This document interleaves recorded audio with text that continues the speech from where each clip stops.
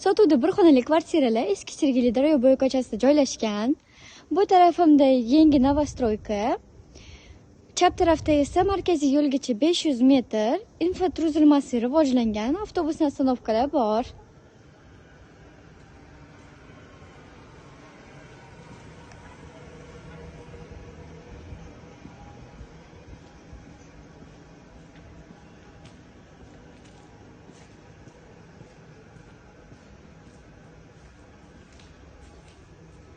Bu yerda kiraverishimizda kichik hol, qo'shma sanuzel,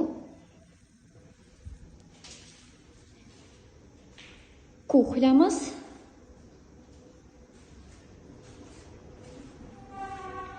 va bitta katta yorug' xona.